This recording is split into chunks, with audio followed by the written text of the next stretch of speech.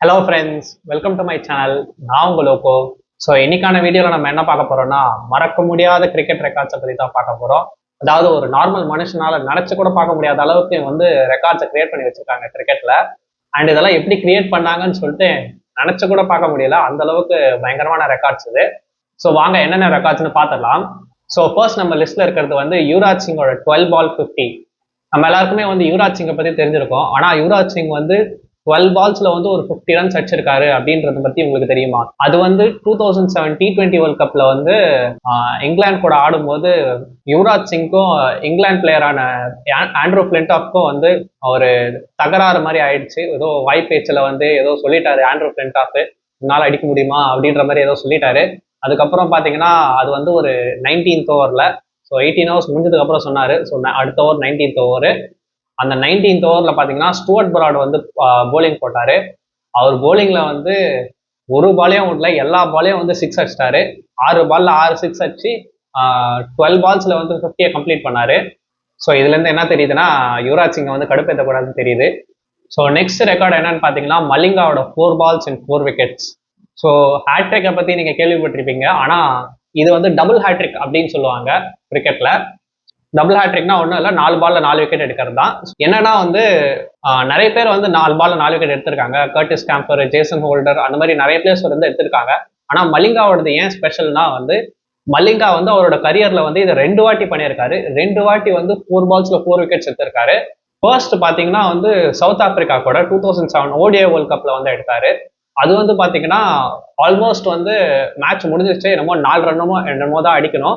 அப்போ வந்து பாத்தீங்கன்னா அவங்க கிட்ட 5 விக்கெட்ஸ் இருந்தது. 5 விக்கெட்ஸ்ல வந்து 4 விக்கெட்ஸ் இவர் எடுத்துட்டாரு. 4 பால்ல 4 விக்கெட்டு.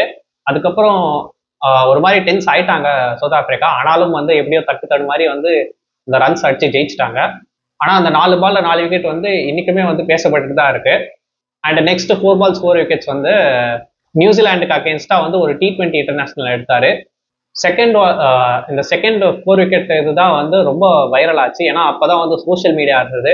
அண்ட் மலிங்கா வந்து அவரோட எண்ட் ஆஃப் ஹிஸ் கரியர்ல இருந்தாரு. ஸோ அதனாலேயே வந்து இது ரொம்ப ஸ்பெஷலா இருந்தது. அண்ட் நெக்ஸ்ட் ரெக்கார்ட் என்னன்னு பாத்தீங்கன்னா, முரளிதரனோட 800 விக்கெட்ஸ் அவரோட test கரியர்ல.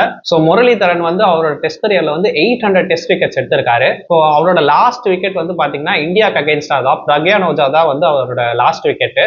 And last wicket of the மேட்சும் அதுதான். ஸோ அந்த மேட்ச்ல அந்த விக்கெட் எடுத்தா வந்து அவங்க வின் பண்ணுவாங்க. அண்ட் அந்த லாஸ்ட் விக்கெட் அவர் தான் எடுத்தாரு. அண்ட் இந்த ரெக்கார்டு, அதாவது 800 விக்கெட்ஸை வந்து அவர் 133 மேட்சஸ்லயே வந்து எடுத்துட்டாரு. நிறைய பேர் வந்து 150 மேட்சஸ் கழிச்சும் வந்து அவரோட ரெக்கார்டை வந்து பீட் பண்ண முடியல நிறைய போலர்ஸ்னால.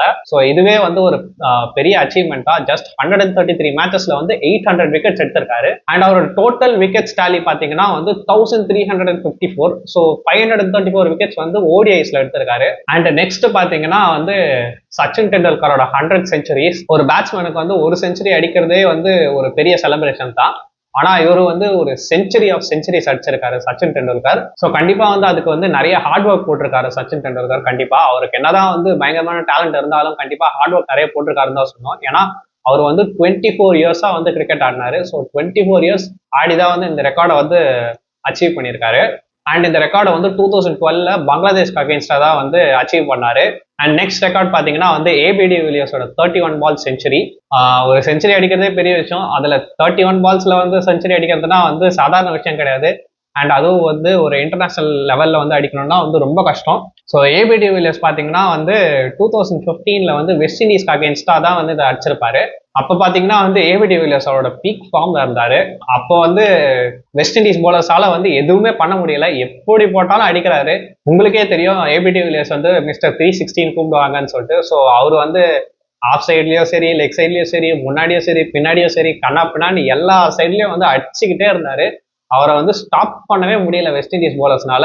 ஸோ அன்னைக்கு வந்து கண்டிப்பா வந்து அவர் அன்ஸ்டாப்பபிளா இருந்தாருன்னு தான் சொல்லணும். ஸோ இதெல்லாம் வந்து அன்பிரேக்கபிளான ரெக்கார்ட்ஸ்னே சொல்லலாம். அன்பிரேக்கபிள்னு சொல்ல முடியாது, மேபி பிரேக் பண்ணலாம். ஆனா பிரேக் பண்றது வந்து ரொம்ப கஷ்டம் தான் இந்த ரெக்கார்ட்ஸை.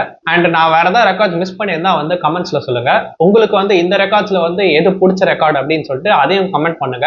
இந்த வீடியோ பிடிச்சிருந்தா வந்து லைக் பண்ணுங்க, ஷேர் பண்ணுங்க. அண்ட் சேனலுக்கு புதுசா இருந்தீங்கன்னா மறக்காம சப்ஸ்கிரைப் பண்ணுங்க.